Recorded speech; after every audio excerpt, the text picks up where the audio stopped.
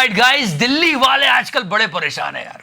मतलब अगर उनके पास कोई पुराना व्हीकल है तो भाई अपने रिस्क पर आए, अपने रिस्क पे आए। करीब 62 लाख व्हीकल दिल्ली में बैन हो गए। हमने कल भी बात की थी रेखा गुप्ता जी के इनक्रेडिबल आइडियाज के बारे में जो उन्होंने पॉल्यूशन कम करने के लिए लगाए, जैसे कि आर्टिफिशियल रेन इन रेन। पॉइंट ये है कि वो तो चलो ठीक है, पर अभी लोग सच में समझ नहीं पा रहे हैं, वो हैरान है जी वो क्या करें। बहुत सारी चीजें निकल के आ रही है कि एज फैक्टर के हिसाब से कि 10 साल पुरानी है या 15 साल पुरानी है तो क्या बैन कर देना चाहिए। और ये सब करना ही था तो व्हीकल खरीदते समय 15 साल का टैक्स क्यों भरवाया। बहुत सारी बातें सबको विस्तार पूर्वक करेंगे, पर फिलहाल क्या आपने टच किया? दूसरे से भी करवाओ। टच किया but don't you think so guys, this is little bizarre कि हम एज के बेस पर डिसाइड कर रहे हैं कि ये चीज चलनी चाहिए नहीं चलनी चाहिए। अगर एज के बेसिस पर हमें डिसाइड करना पड़े कि ये चलना चाहिए ये नहीं चलना चाहिए तो देश में बहुत सारी चीजें बदल जाएंगी और सबसे सीधा असर पड़ेगा मोदी जी पे। आइए बहनों, रेखा गुप्ता जी क्या कर रही हो आप? पोडियम हिलाना बंद करो। अभी ये थ्रेड विपक्ष वालों के हाथ लग गई ना तो हंगामा कर देंगे। याद है मोदी जब प्रधानमंत्री बने थे तो वरिष्ठ नेताओं को साइडलाइन कर दिया था, कहा था कि यंग टैलेंट को हमको जगह देनी है देश में। Anyways, let's move to cars. और नेताओं की बात और खींचते थोड़ी।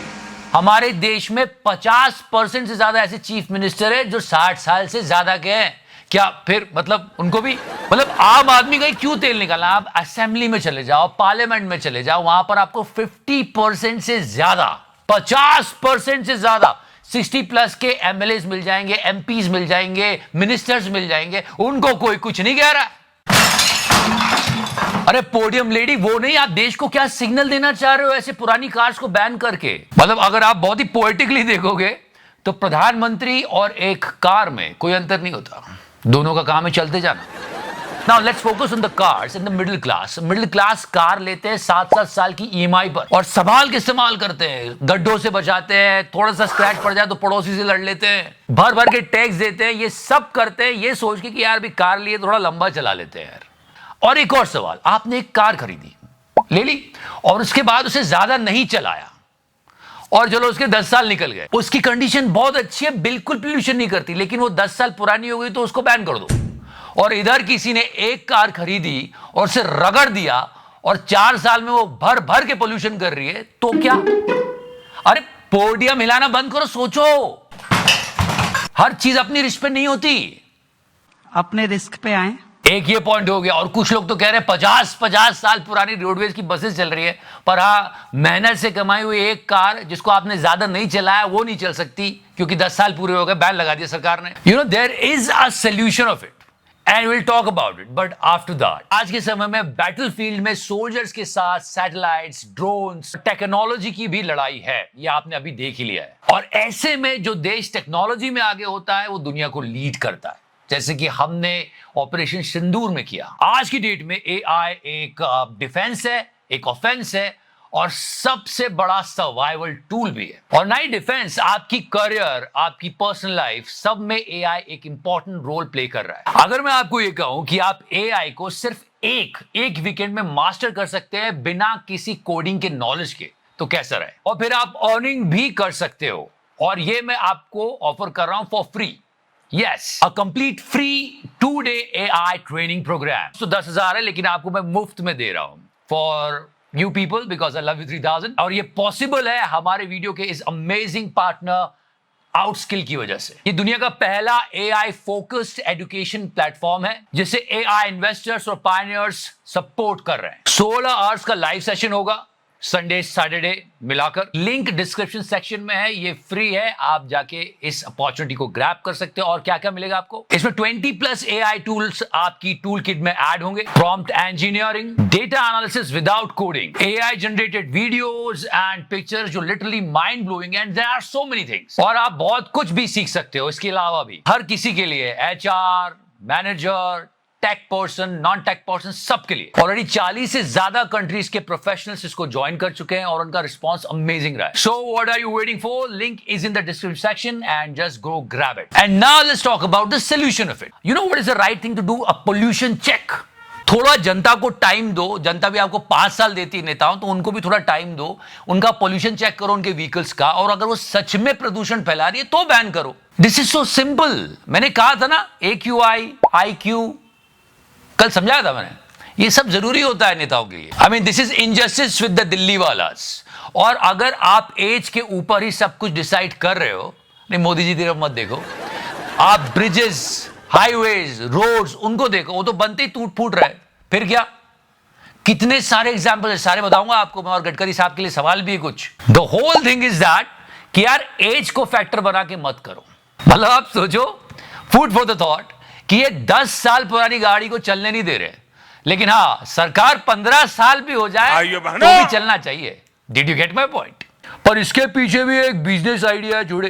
क्या है? जो गाड़ियां बैन हो गई है, उनको अगर हम इलीगल फ्यूल सप्लाई करें तो मारो चिकारा भाई। चुबे, सब कुछ छोड़ दो। उन लोगों की कंडीशन देखो जिन लोगों ने रेखा गुप्ता जी को वोट दिया था, जिनकी कार 10 साल पुरानी हो चुकी है और उनकी कार ज्यादा प्रदूषण भी नहीं करती, तो उनको तो ऐसा हिला दिया रेखा गुप्ता जी ने। बेटा ये तार इसका बिगड़ा हुआ है बेटा। मतलब जनता का थोड़ा तो सोचो यार। वो गड्ढे भर लो जो दिख रहे हैं रोड पर, फिर मांग लो इतना सब कुछ जनता से। एक तरफ आप चलो रोड्स की कंडीशंस ही अच्छी रख लो और उसके बाद ये सब बातें करो तो लोग लगेगा हाँ चलो ठीक है यार।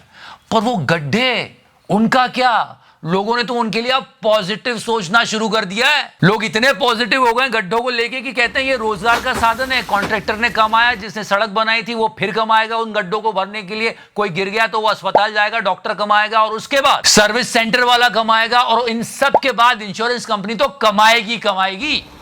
ऐसे मीम चल रहे हैं देश में गड्ढों को लेके। लोग पॉजिटिव होते चले जा रहे हैं।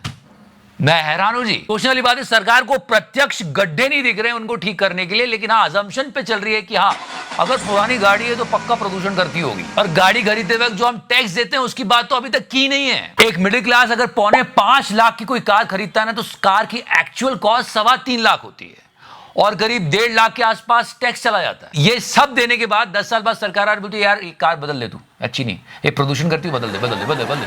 और इन सब के ऊपर सबसे बढ़िया चीज, जो इंश्योरेंस लेता है ना, उस पर भी वो GST देता है। बोल दो अब मार्जिन। ये सब कुछ किया जा रहा है क्योंकि पोल्यूशन कम हो जाए। अब 1 जुलाई से सडनली आ गया है 62 लाख, 62 लाख, कल ही मैंने नंबर बताया, इतनी गाड़ियां हैं। अब उन लोगों को फ्यूल नहीं मिलेगा तो वो जाएंगे नोएडा, फरीदाबाद, गाजियाबाद, गुड़गांव, और जब वो वहां जाएंगे और फ्यूल भरवाएंगे तो क्या उससे पोल्यूशन नहीं होगा? अरे पोडियम हिलाना छोड़ो, बात सुनो। आज सच में जोक लग रही लोगों को, लेकिन कोई दूसरी कंट्री होती जो अपनी जनता से इतना टैक्स लेती है तो उसको थोड़ा पैसा देती नई कार खरीदने के लिए, क्योंकि पुरानी वाली तो बैन कर रहे हैं। नो सीरियसली, उस टैक्स का क्या जो आपने पुराने व्हीकल पे लिया था और उसको बैन करवा दिया, वो कौन देगा? गडकरी साहब। मतलब जो भी टोल और टैक्स की गडकरी साहब से करेगा बात, उसको कस के मारूंगा लात। And one more food for the thought कि ये जो कार्स बैन कर दी है, ठीक है, 62 लाख व्हीकल बैन, और कुल मिला के 1 करोड़ से ज्यादा बैन तो कर दिया सरकार ने। अब कुछ लोग जाएंगे खरीदने जाएंगे तो उन कार कंपनीज को जो फायदा होगा उसका क्या? उसका कुछ नहीं। चुप है। बट ये बात तो आप मानते हो कि एक कार खरीदने में मिडिल क्लास के पसीने छूट जाते हैं और उस पर इतना सारा टैक्स।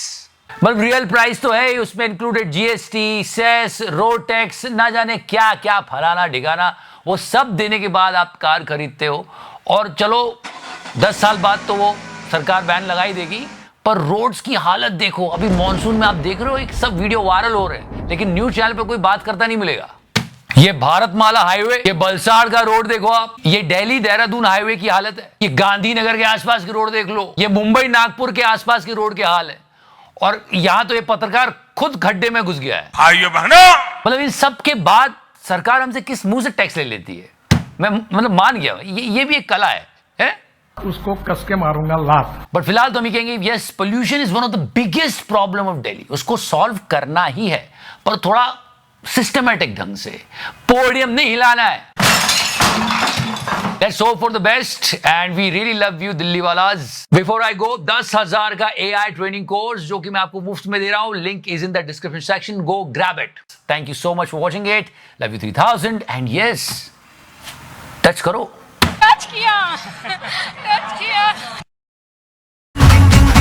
जिन जिन जिन जिन मार मार मार मार मार मार्जिन